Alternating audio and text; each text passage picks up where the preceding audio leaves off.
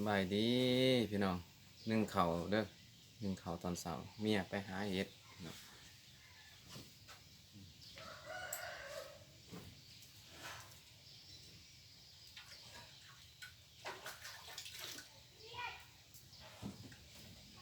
สวยเข่าวแล้วพี่น้อง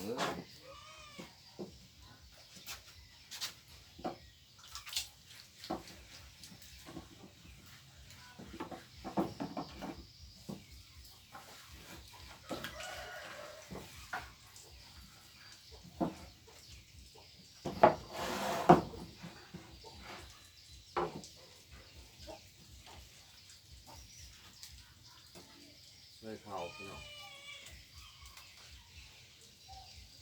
น้ำเช้าสิแล้วเห็ดสวยนี่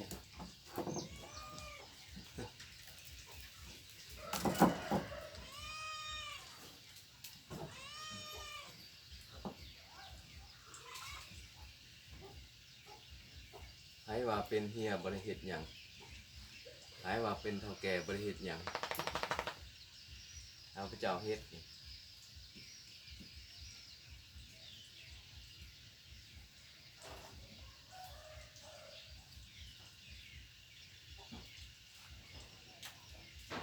ทุกข์ก็ทุกข์ให้เจ้าของเนาะมึงเป็นตัวเองเนาะเฮ็ดแล้วเนาะ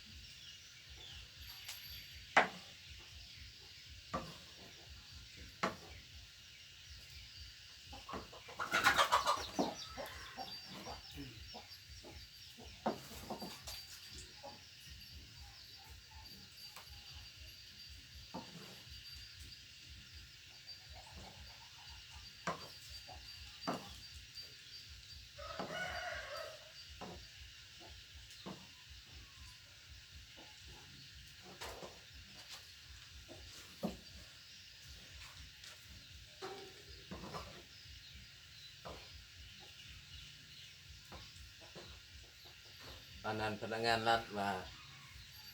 ผู้ชายนั่นคุมเพ่งแต่ผู้หญิง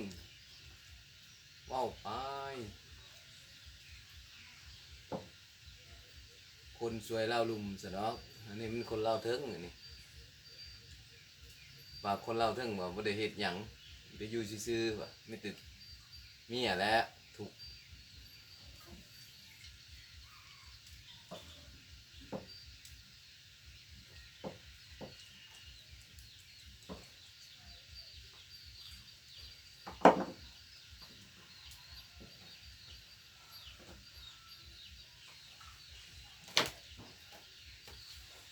เบิ่งไปแล้ว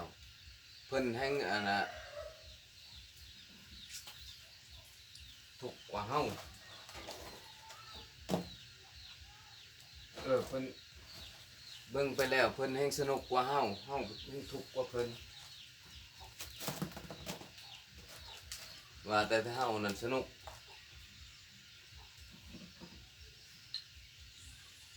แต่น้ำบ่ได้ตักเฮาน้ำก็บ่ได้หาบพื้นก็บ่ได้หาบพื้นไผ่บ่ได้ตัดเองมีแต่เฮานี่แหละตัดใช่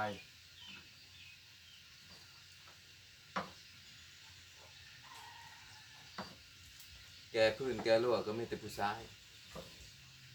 สีเขาก็ผู้ชาย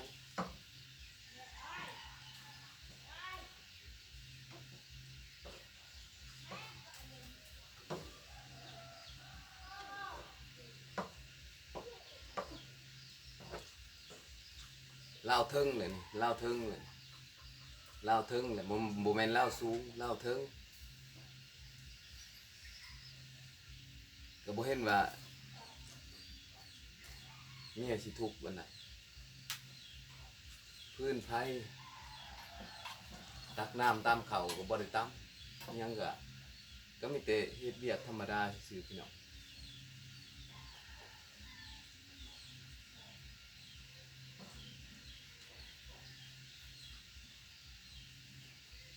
มาลาวลุ่มนะ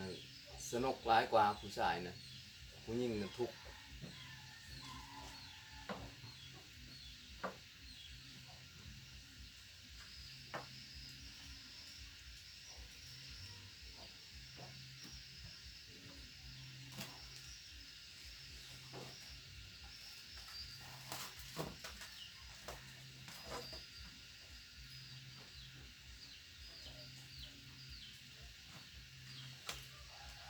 ฝากมันผู้หญิงผู้ที่มันเว้าว่าเอ้าคนลาวเทิงนี่ทุกข์ฝากให้ฝากคลิปตัวนี้ให้เพิ่นเบิ่งในเด้อเออเอาคนลาวเทิงนี่ทุกข์เลี้ยงงัวเลี้ยงควายเฮาบ่ได้เมียเฮาบ่ได้ไปเลี้ยงงัวเลี้ยงควาย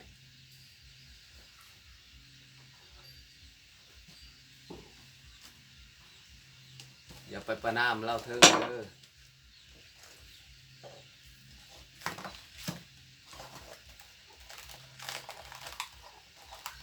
ลาวเทิงนี่แหละแฮงสนุกกว่า